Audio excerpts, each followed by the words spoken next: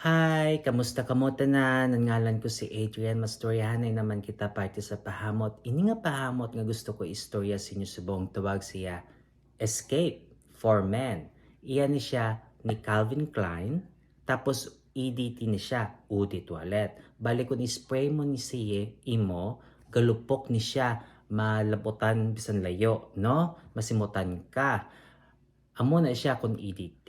Pero hindi na siya baho nang namin ni siya simutan kay masimutan mo gid mga prutas kag citrus no tapos may mga kahoy man sa katapusan ang opening gid ya puro prutas kag citrus kag amo nang una nga makasimot simo kun spray mo baw simutan gid nila dayon ang mga prutas kag ang citrus kag kanami no uso man ni sa sing una kay sing dekada 90 nagsikat man si Calvin Klein sa CK1 tiyang iya nga mga produkto para ni Escape nagsikat man no kag nami sa gyapon hasta subong. Okay, anong iya nga mga nota? For the top, we have melon, eucalyptus, mango, grapefruit, juniper, kag bergamot. Baw ang melon gid kag ang mango ba masimutan mo gid ko nami no?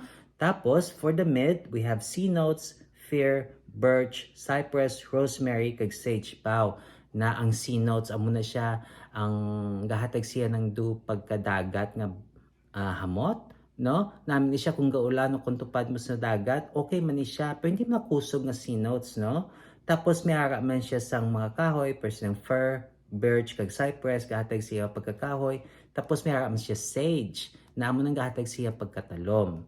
Tapos for the base, we have oak moss, vetiver, sandalwood, amber, kag patchouli. Na, tapos ang patchouli, masimbutan mo man.